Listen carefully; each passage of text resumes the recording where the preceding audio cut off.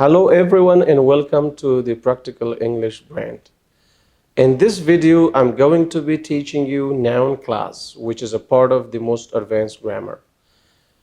After watching this video, I hope that you won't have any problems with the usage of noun clauses in your spoken and written English. I'm going to try my best to explain the noun clause with a lot of details and show you how a noun clause can be used in English sentences. So let's begin with the name of Allah subhanahu wa ta'ala, who is very kind and merciful.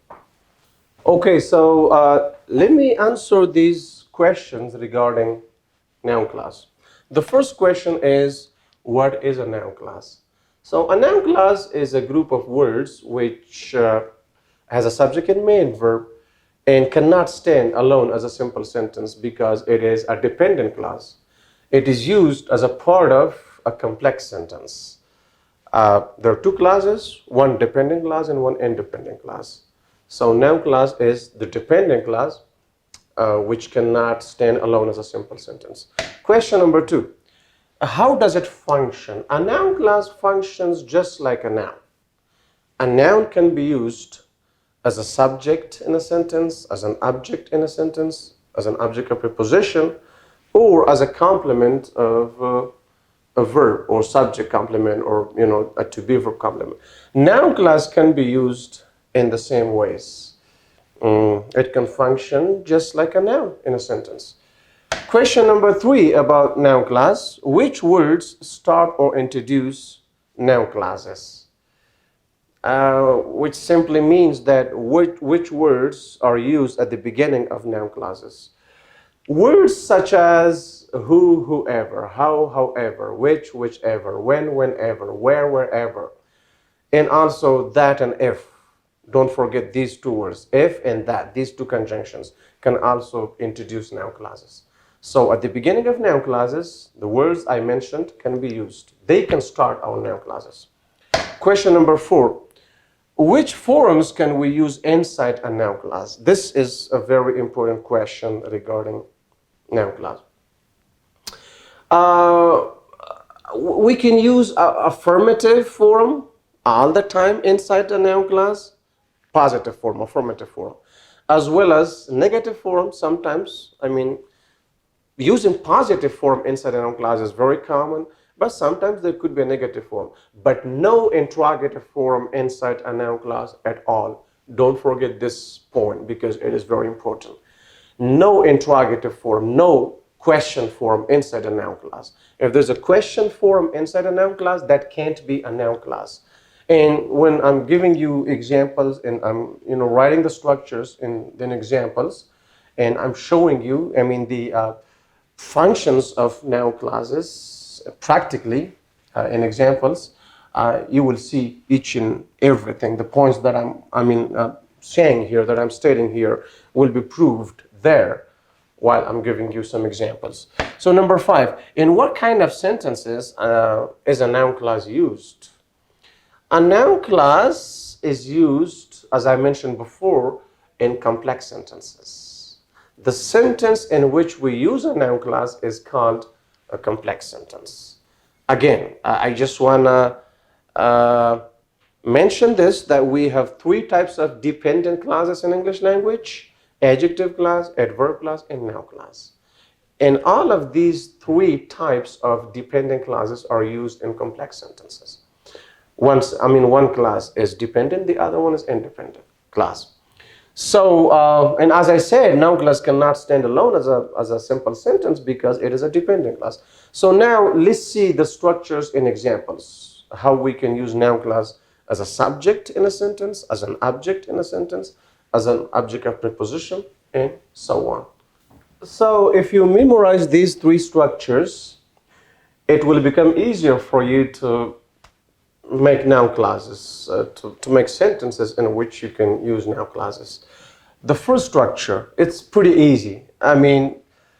Use noun clause first as the subject of your main verb, and then main verb form, and then rest of the sentence. Whatever comes, that's rest of the sentence.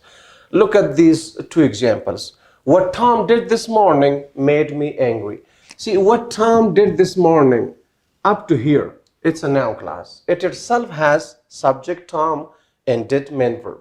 It's a group of words which has subject and main verb. But the whole group functions as the subject of the main verb form over here, made. Okay, and that's rest of the sentence or complement. What Tom did this morning made me angry. As I said at the beginning, while answering those questions regarding noun class, we can use different forms. For example, what Tom did this morning didn't make me angry. If you want to use negative form, I mean in the sentence, in the entire complex sentence, possible. Or what Tom did this morning, you can change the form. For example, has made me angry, like present perfect tense. That's also possible.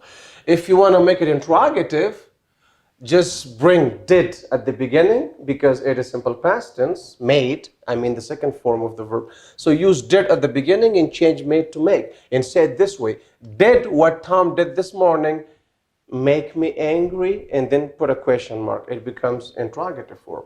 And if you want to make a WH question, why did what Tom did this morning make me angry? And use a question mark at the end of the sentence. So now look, I mean, okay, did here at the beginning of the sentence will be auxiliary or helping verb, but inside the noun class, did is used as a main verb. So don't be confused about that.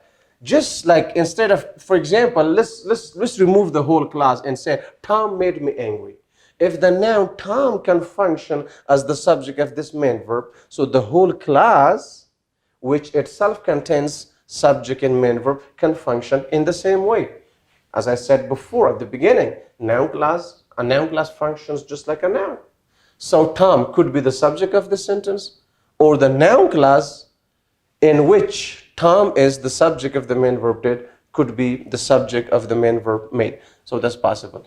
Sometimes you may bring two noun classes, like the subject of your main verb is the noun class and the object of the main verb, or could be the object of preposition. Like here, depends on. So this is an intransitive verb. It takes a preposition. And now the noun class after this preposition functions as the object of preposition. Look, how quickly you can improve your English, a noun class, depends on how hard you study or how much you practice. So we have a noun class before the verb depends, which functions as the subject of this main verb. And we have a noun class after the preposition on, which functions as the object of this preposition. In one sentence, two noun classes. That's also possible. Okay, so structure number 2, subject plus main verb plus noun class. According to the second structure, we use noun class as the object of the main verb in our sentence. Okay, I enjoyed whatever she cooked for dinner. I enjoyed whatever she cooked for dinner. So here, I is the subject according to the structure. Enjoyed is the main verb form. And whatever she cooked for dinner is a noun class which functions as the object of the main verb enjoyed. So we can use noun class as object. It could be brought right after the main verb in a sentence. And in that case, it is used as the object of the main verb. Or it could be brought before the main verb. In that case, it is used as the subject of the main verb. There's one more way. It's also possible to bring subject and then state verb form, state verb, not action verb. Usually there are to be verbs like is, am, are, was, were, according to the tense, according to the subject. And then an adjective and then preposition according to collocations.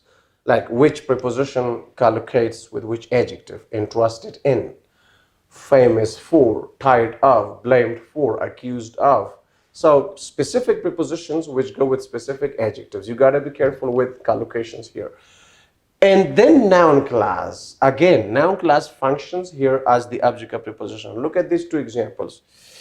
He has become famous for how perfectly he plays the role in his movies. Let's say, for example, we talk about Shah Rukh Khan.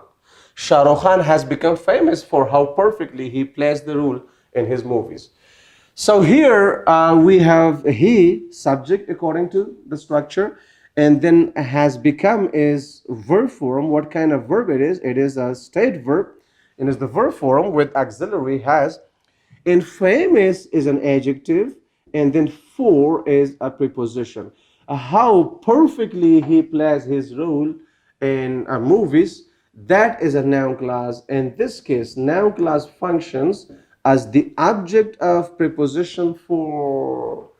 And the last example, she is tired of whatever she does for a living. She's tired of whatever she does for a living. Look, according to our structure, she is the subject. Then is a state verb, a to be verb. And tired is a past participle adjective, is an adjective. And of is preposition. So whatever she does for a living is the noun class, which functions as the object of preposition of in this sentence. So once again, a noun class can function just like a noun. According to the first structure, the noun class functions as the subject of the main. According to the second structure, noun class functions as the object of the main verb. And according to the third structure, noun class functions as the object of preposition. This is how we can use noun clauses in our sentences in English language. And I said no interrogative form inside noun class. I want to show you that how. For example, what did Tom do this morning? Now, if we wanted to change this affirmative form to interrogative form, that would be, what did Tom do this morning? Made me angry. That's incorrect. It doesn't even sound good. Inside a noun class, no interrogative form, no question form. There should be always affirmative or negative form. Okay, interrogative form is not acceptable inside a noun class. Or for example, how quickly you can improve, instead of this, you say, how quickly can you improve your English? If you change the positions of the subject in the auxiliary, can.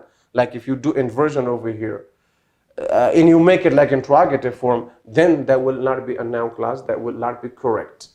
So the same thing, I enjoyed whatever she cooked for dinner. So now, whatever she cooked for dinner, it's, inside noun class we have simple past tense. But if somebody says, I enjoyed whatever did she cook for dinner, incorrect. Inside noun class, no interrogative form.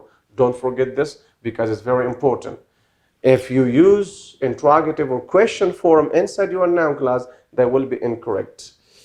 So that's all about noun class. In the future, I'm gonna try to bring some more examples with more details. And if you've got any questions, if there's any confusion regarding noun class, please post your comments in the comment section below and let me know what your confusion is. I'm gonna try my best to answer your questions. This much is enough for now. Have a great time. Bye-bye.